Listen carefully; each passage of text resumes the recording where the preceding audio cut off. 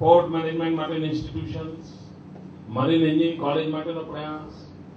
મિત્રો, ઇન્ફ્રાસ્ટ્રક્ચર એક આખું નવું એક અલગ ક્ષેત્ર વિકસી રહ્યું છે.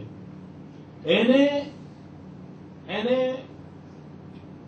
બળ આપવા માટે એકેડેમિક સપોર્ટની જરૂર હોય છે, રિસર્ચ એક્ટિવિટીની આવશ્યકતા હોય છે.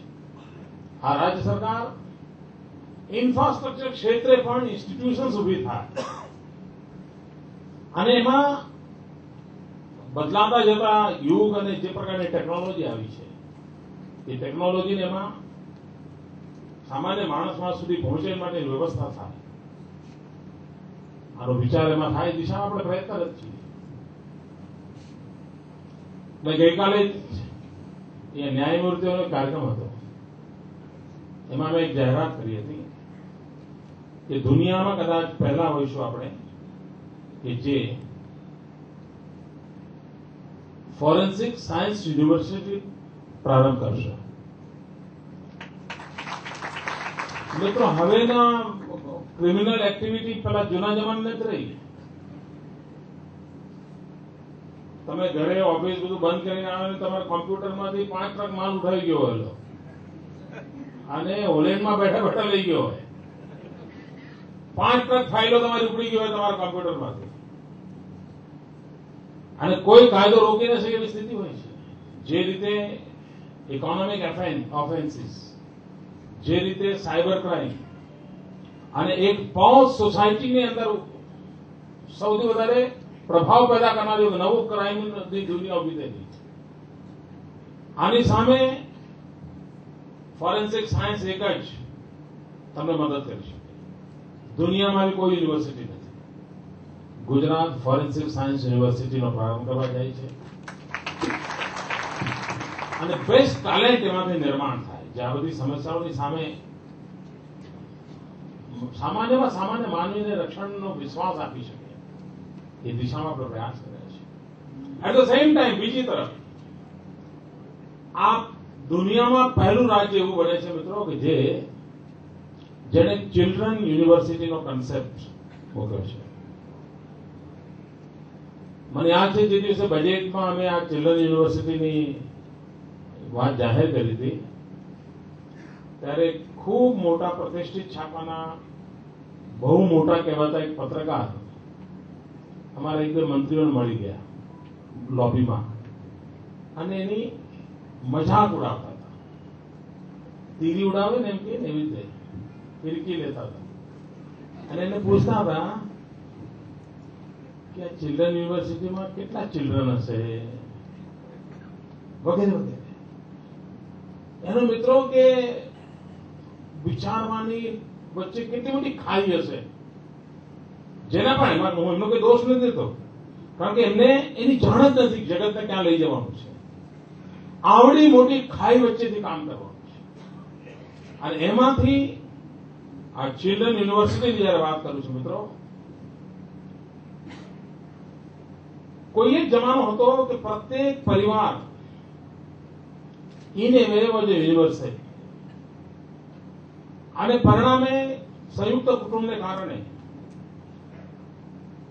ફેમિલી વેલ્યુ, બાળકનો ઉછેર, બાળકને ક્યાં લઈ જવું, આના બધાનું એક આપણે ત્યાં ફ્રેમવર્ક હતું.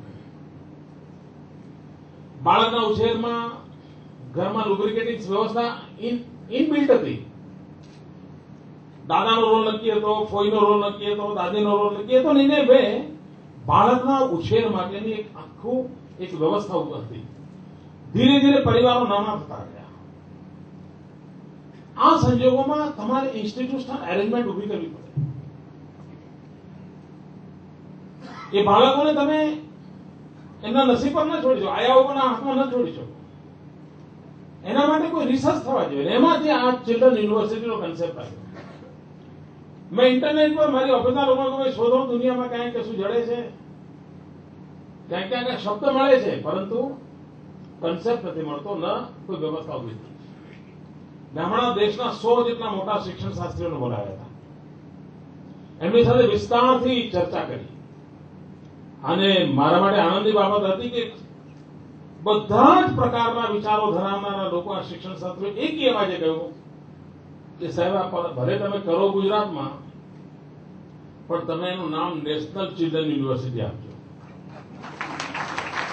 અને બધાનું કહેવું હતું, તમે સાહેબ જે કંઈ ગોઠવો તમે માની ચાલજો, આ દુનિયામાં એક્સેપ્ટ થવાની વાત થવાની છે ને એ રીતે વિચાર કરીને કરજો કે વિચારને કેટલા ઝડપથી એમાં સ્વીકૃતિ મળી હશે.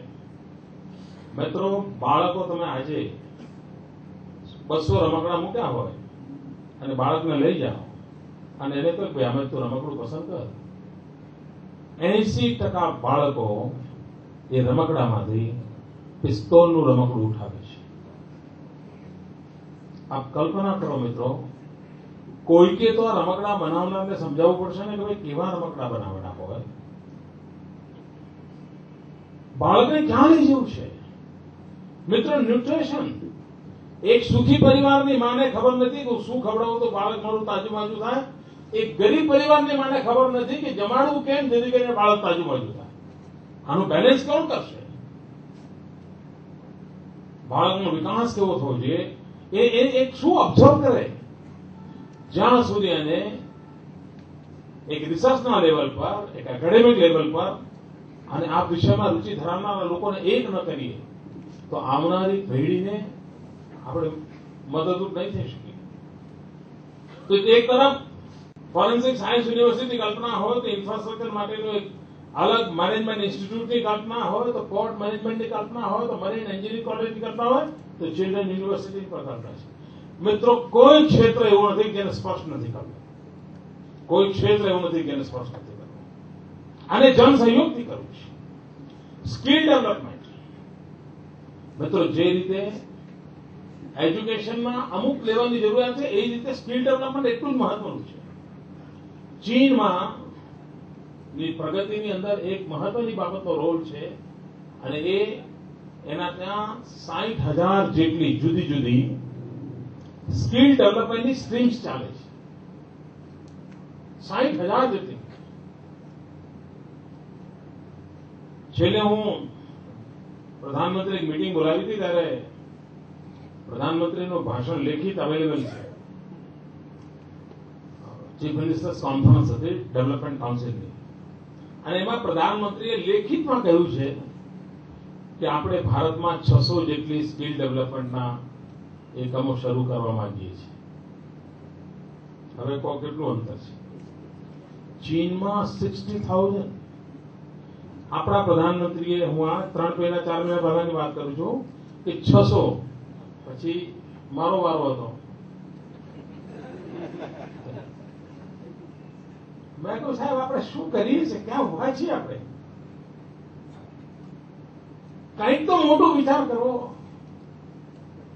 અને એ દિવસે મિત્રો મનમાં મને થયું મારે કાંઈ કરવું પડશે.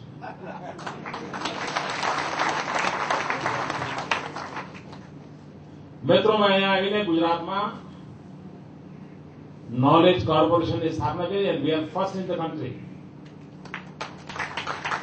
અને આ નોલેજ કોર્પોરેશનમાં મેં જે સફળ લોકો છે આ ક્ષેત્રમાં, એવા બધા લોકોનું એક બોડી બનાવ્યું છે જેમને થોડી રૂચિ પણ છે હ્યુમન રિસોર્સ ડેવલપમેન્ટમાં.